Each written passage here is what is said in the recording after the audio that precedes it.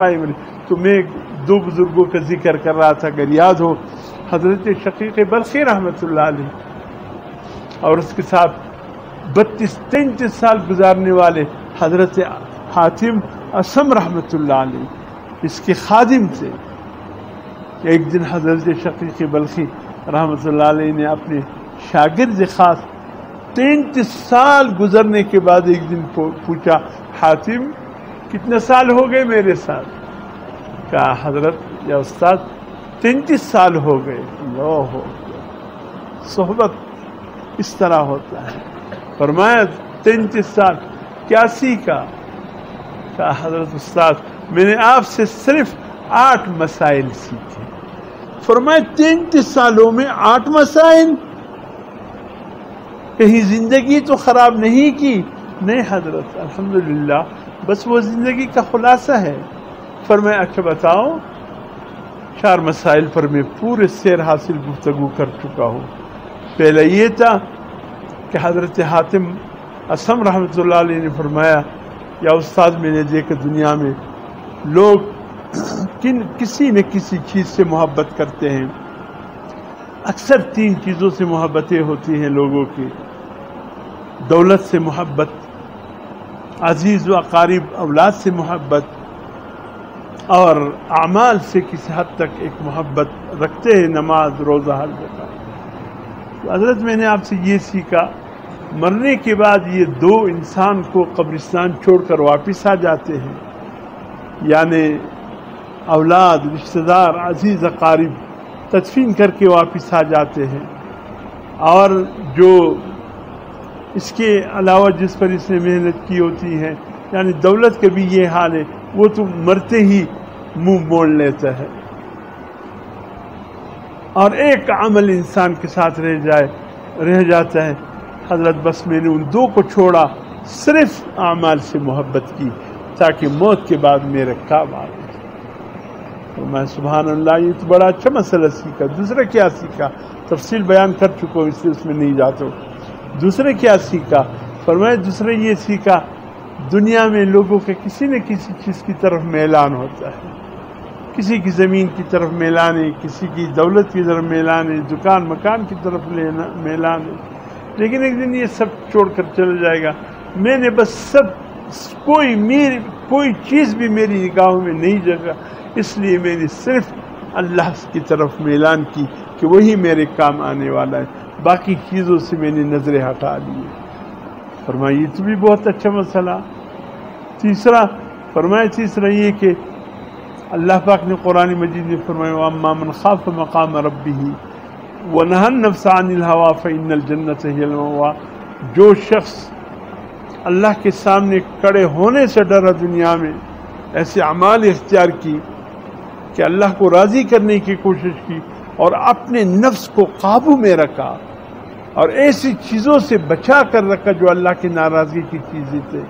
حضرت اتنے حد تک میں نے نفس پر کوشش کی کہ الحمدللہ اب یہ میرا ہم نوا بن گیا، جیسے میں چاہتا ہوں ایسے میرا نفس بھی چاہنے لگا، تاکہ کل اللہ کے سامنے کھڑا ہو سکوں اور جنت میرا مقام بن سکے۔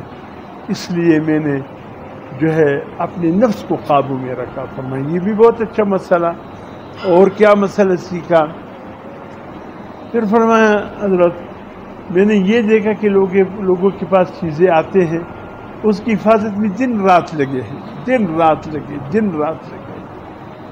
اور اپنا وقت برباد کر لیتے۔ میں نے سب کچھ اٹھا کر اللہ کے پاس جمع کر دیے اور کوئی چیز اپنے پاس رہنے نہیں دیا، بس ایک اللہ کی محبت میرے پاس، باقی جو آیا اللہ کے حوالے کیا۔ اور میں سبحان اللہ، یہ تو بہت اچھا مسئلہ سیکھا۔ اور یہ 4 بیان ہو چکے تفصیل۔ 5واں مسئلہ انہوں نے یہ کہا کہ حضرت میں نے یہ سیکھا کہ دنیا میں لوگوں کے پاس چیزیں آتی ہے، حسد کرتے ایک دوسرے سے، یہ حسد کی بیماری بہت زیادہ ہے۔ حالانکہ اللہ فرماتے نحن قسمنا بینہم معیشتہم فی الحیات الدنیا، ہم نے لوگوں کی قسمتیں، لوگوں کی نصیبیں، لوگوں کی رزق اور جو کچھ دینے، یہ سب ہم اللہ فرماتے میں نے لوگوں کے درمیان تقسیم کر دی، ہر چیز تقسیم ہو گئی۔ جب اللہ نے تقسیم کر دیے کسی کو کم کسی کو زیادہ، اس میں اللہ کی حکمت ہے، کسی کو کم دیے کسی کو زیادہ دیا، اور اس میں اللہ نے غیر مسلم کا بھی فرق نہیں رکھا، دنیا ہے غیر مسلم کو بھی نوازے مسلمان کو بھی نوازا، لیکن لوگ حسد کی بیماری میں ایک دوسرے سے مبتلا ہو گئے۔ سب سے پہلے جو حسد ہوا ہے زمین و آسمان میں شیطان نے کیا، آدم علیہ السلام سے سجدے کا انکار جو کیا شیطان ملعون نے حسد کی وجہ سے کیا۔ میں کیوں مٹی کی بنے ہوئے ایک مخلوق کی طرف جھکوں، حالانکہ میں آگ سے پیدا ہوا ہوں، یہ مٹی سے پیدا ہوا ہے، مٹی پاؤں کے نیچے پامال ہوتی، آگ بلندی چاہتا ہے، بلندی کی طرف جانے والا کبھی پاؤں کے نیچے پامال ہونے کی طرف نہیں جھک سکتا، اس لیے میں کبھی بھی اس انسان کے سامنے سجدہ نہیں کروں گا۔ حسد ہو گئی، اسی حسد کی وجہ سے پھر اس کو آدم علیہ السلام کو جنت سے نکالا۔ اور قابیل حابیل کا جو معاملہ ہے، جو کچھ قابیل نے حابیل کے ساتھ کیا، حالانکہ حابیل ایک نیک انسان تھا، اللہ کی محبت میں ڈوبا ہوا انسان تھا، اور قابیل بگڑا ہوا انسان۔ آخر اس حسد نے قابیل کو آمادہ کیا حابیل کے قتل پر۔ حسد ایسی چیز وہ بنی اسرائیل کے واقعات میں آتا ہے نا کہ ایک شخص نے اللہ سے فریاد کی، بنی اسرائیل کے واقعات میں فریاد کی، یا اللہ محنت مزدوری نہیں کر سکتا ہوں، اہل و عیال بہت ہے، میرے لیے کوئی چلتا پھرتا رزق کا بندوبست کر لے۔ ایک غار میں بنے، ایک پہاڑ کی کسی غار میں جا کر بیٹھ گیا، 1 سال اللہ سے مانگتا رہا۔ اللہ نے فرمایا چلو ٹھیک ہے، تم ایسے ہی چولہے پر پانی سے بھرا ہوا ہنڈی چڑھا لیا کرو، تو ہم اس میں کچھ نہ کچھ ڈال لیا کریں گے۔ کسی دن قورمہ مل رہا ہے، کسی دن چاول آ رہا ہے، کسی دن سبزی آ رہا ہے، کسی دن مختلف چیزیں آ رہے۔ اب گھر میں بچوں کی رنگت تبدیل ہو گئی، کچھ خون آنے لگا، تو ساتھ میں ہمسایہ تھا، بائی تھا غالباً، بائی تھا، اس نے دیکھا کہ کوئی خزانہ اس کو ملے، کیا ہوا؟ بچوں کا حال اب ٹھیک ہو گیا، خون آنے لگا چہروں پر۔ تو بھائی سے کہا کہ بھائی خزانہ ملے؟ کہا نہیں کچھ نہیں۔ پھر بس اللہ پاک نے معاملہ درست، کیسے درست کیا؟ کچھ ملا ہوگا؟ کہا نہیں۔ پھر آخر جب اس نے بہت اصرار کیا، اس نے کہا ایسے پہاڑ پر گیا غار میں، اللہ تعالیٰ سے ایسی دعا کی، اب خالی ہنڈی چولہے پر رکھتا ہوں، اللہ اس میں کچھ نہ کچھ مجھے دے دیتا ہے، کچھ نہ کچھ دے دے۔ کہا اچھا مجھے بھی بتاؤ، حالانکہ مالدار تھا، مجھے بھی بتاؤ۔ کہا کسی غار میں جا کر، نہیں جہاں تو بیٹھتا وہاں وہ دکھاؤ۔ اس نے دیکھی تھی اس غار میں بیٹھا تھا 1 سال، یہاں میری دعا اللہ نے قبول کی، اب یہ بھی جا کر 1 سال بیٹھا رہا۔ اللہ نے فرمایا ہاں کیا مانگتے ہو؟ کہ یا اللہ مانگتا کچھ نہیں ہوں، جو میرے بھائی کو دیا ہے وہ روک دے، اس کو کچھ نہ دے۔ یہ تو ہمارا حال ہے، اس کو کیوں ملا ہے؟ اس کے پاس کیوں یہ 102 دکان ہو گئے؟ اس کے پاس کہاں سے یہ پیسے آ گئے؟ میری دکان نہیں چل رہی ہے، ان کی دکان کیسے چل رہی ہے؟ گاہک میرے پاس نہیں آتی، وہاں کیوں چڑھ رہے؟ حسد۔ بھئی یہ رزق تقسیم اللہ کی جانب سے ہے، بندوں کے اس میں کیا ہے؟ سورۃ فلق میں اللہ نے کیا فرمایا؟ وَمِن شَرِّ حَاسِدٍ إِذَا حَسَدَ، اللہ نے فرمایا حاسد کے شر سے پناہ مانگا کرو۔ بہت بیکار حاسد کا شر ہوتا ہے، یہ نیکیوں کو ایسے جلا دیتا ہے جیسے آگ لکڑی کو جلاتا ہے۔ جب تقسیم اللہ نے کر دیا ہے، جب اللہ نے ہمارے درمیان رزق کی تقسیم کر دی ہے، جس کو جو دینا تھا اللہ نے دے دیا، اب کس چیز کا حسد؟ کیا حسد سے کسی کے پاس زیادہ آ جائے گا؟ اپنے اعمال برباد کر لیتے ہیں حسد کی وجہ سے، اپنے اعمال۔ اس حسد نے ہمیں کہیں کا نہیں چھوڑا، ہر جگہ حسد کی بیماری، ہر جگہ حسد کی بیماری۔ تو اس شخص نے کہا، حضرت عاطم نے کہا حضرت میں نے حسد کو چھوڑ دیا۔ فرمایا ماشاءاللہ بہت اچھا سیکھا۔